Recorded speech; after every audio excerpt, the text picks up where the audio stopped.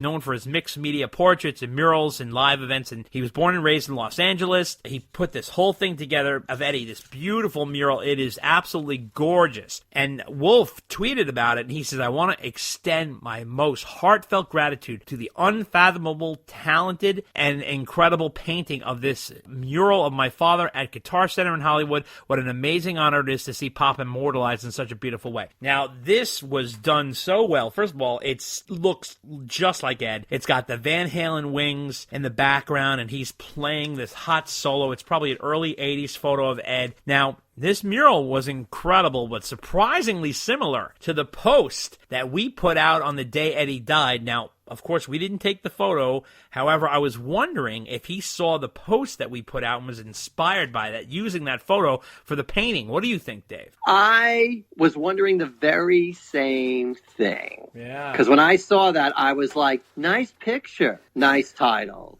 I mean, don't get me wrong. I mean, anybody could have come up with that idea. No, I know. We didn't take that photo. We don't own that photo. It is a coinky-dink. If that's the case, I'd love for him to say so.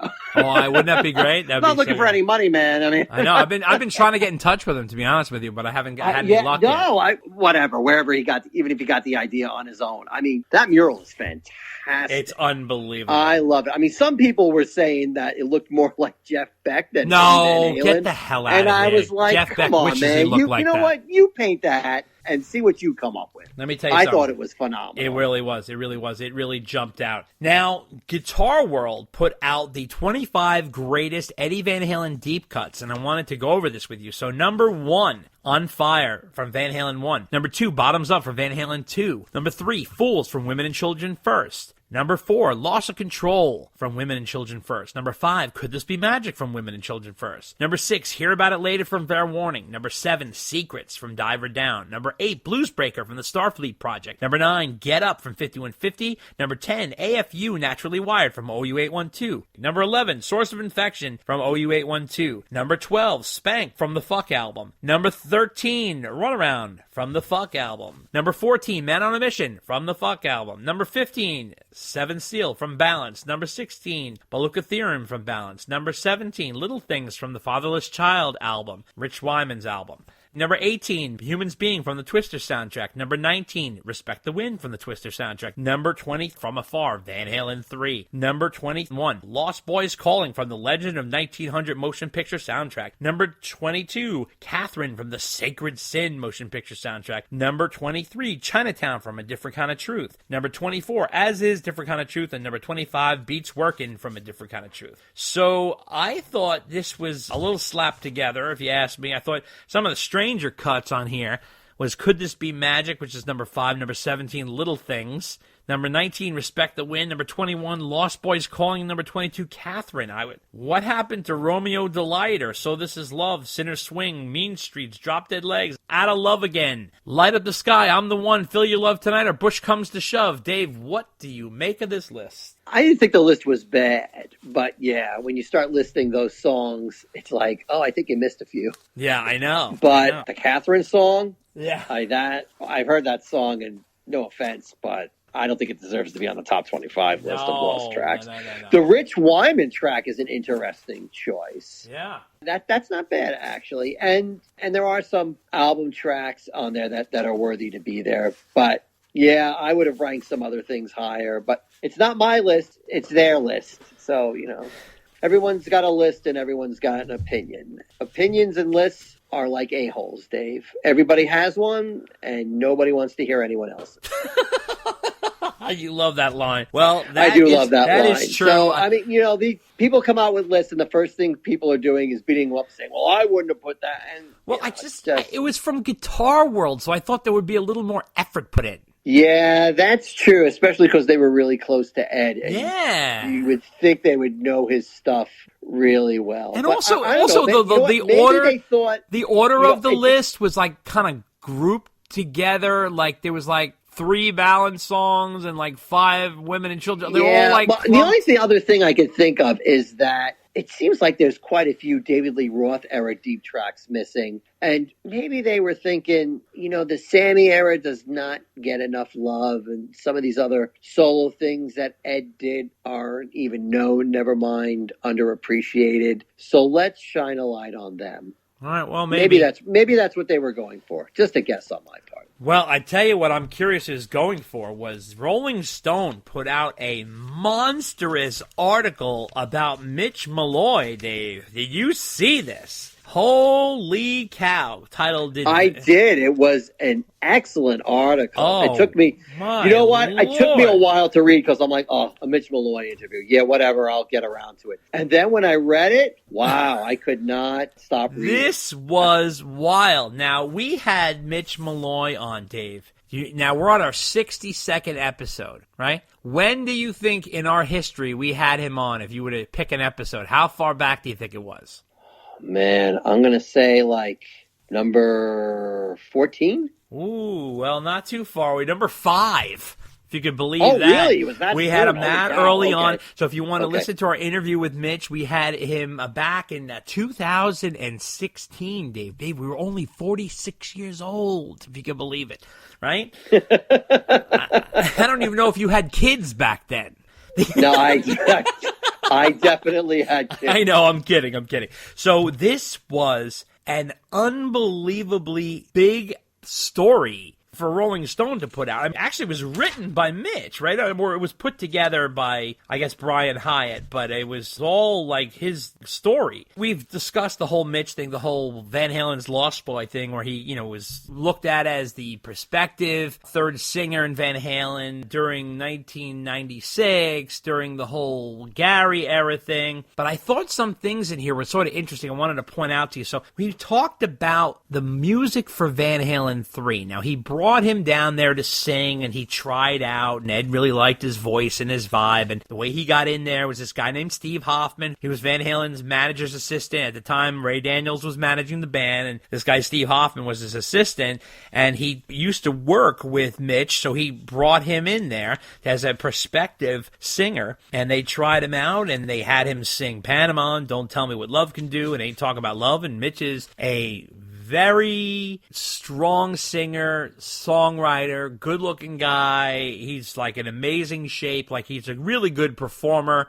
and he's got so many talents. He's great in the studio. He's a great songwriter. He has a crazy good voice. So he could sing easily, both Roth and Sammy Hagar era, and also hold his own in songwriting. So when Mitch came in to check out some of the material Ed was working on, he said, he played me the instrumental versions of what became the songs on Van Halen 3, and my reaction to it wasn't really that positive. Not in the sense where I said anything bad, because I'm not completely stupid. I'm pretty polite, I think. So I was trying to find my way in. Keep in mind now, I've been writing constantly for years and co-writing a lot with a lot of people, and I can't really fake it. So if you play me some music that I'm not really attracted to, I didn't get it. He didn't play me anything that I was excited about except one song, and he seemed almost pissed off that I was excited about the one song, and it was the one song that sounded the most like older Van Halen. I think in his head, he was thinking, this guy isn't hearing the new stuff, and I wasn't. I didn't. I still don't. I listened to Van Halen 3 once. I didn't get it then, and I don't get it now.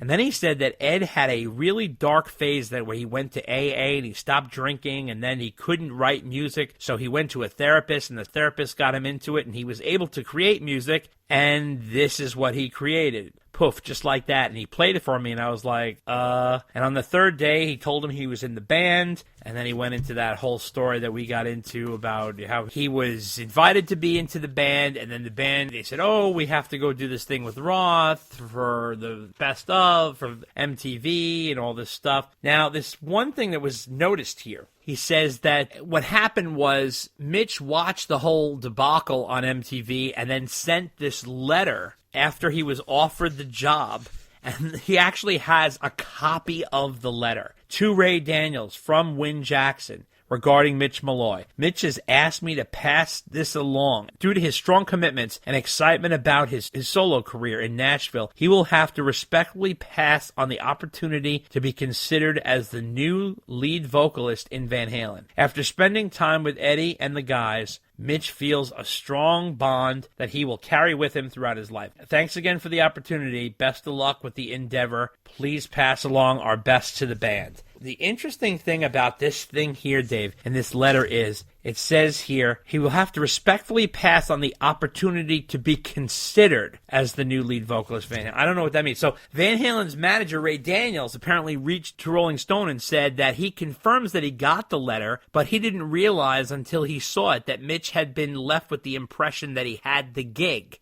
So then Mitch said, it was just a really strained and really weird, and I was really pissed. I just said, you know what? I don't need this in my life, man. If they're going to start treating me like this right from the get-go, I don't know, man. I don't know if I can hang with that. Honestly, I just don't think it's a good idea. Apparently, in this article, he says here, I know that Ed tried to do some songwriting with Gary before I got there. Gary hadn't been there yet, but they had him audition by doing some songwriting and singing. And he said that Ed said, there's this guy, Gary. He's got a little bit of success, a little bit of a history, and I'm not sure I like that. I like the fact that you're coming out of nowhere. He also said, to be honest, when I pulled out, they didn't come after me. They could have. They didn't go, oh, please, please, we'll never lie to you again. You know what I mean? There was none of that. There was none of that. It was done. It was over. So that was kind of interesting. And he also says here, Daniel says it was a widespread misconception that he was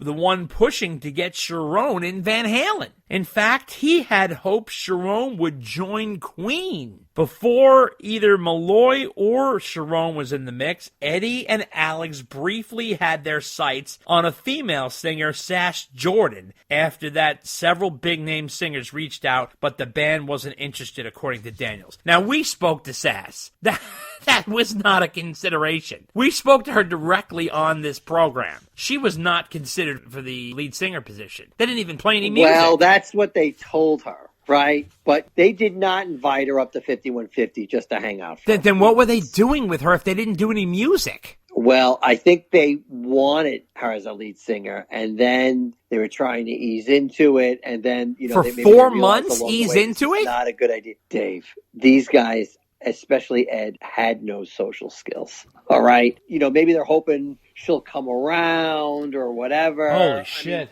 Come on. Come on. This is crazy. But then he talks about when Van Halen, you know, had Gary in the band and they played Nashville, that he talked about how Mitch said that they invited him to the show and he met them at the hotel and he sound checked with them, and he said that Gary couldn't have been more gracious and more classy. And then he said that after the show, Ed was mad. He didn't feel like they got the response they deserved from the audience, and he seemed frustrated, really frustrated. He was saying all kinds of expletives.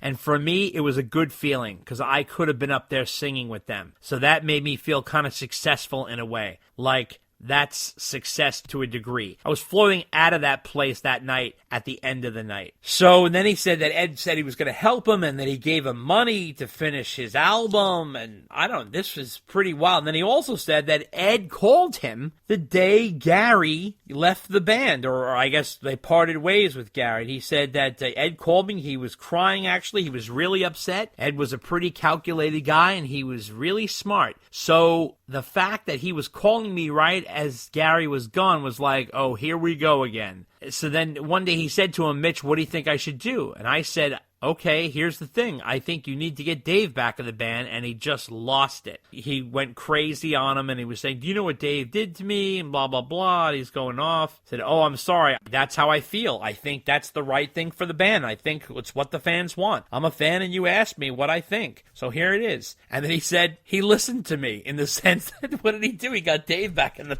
band.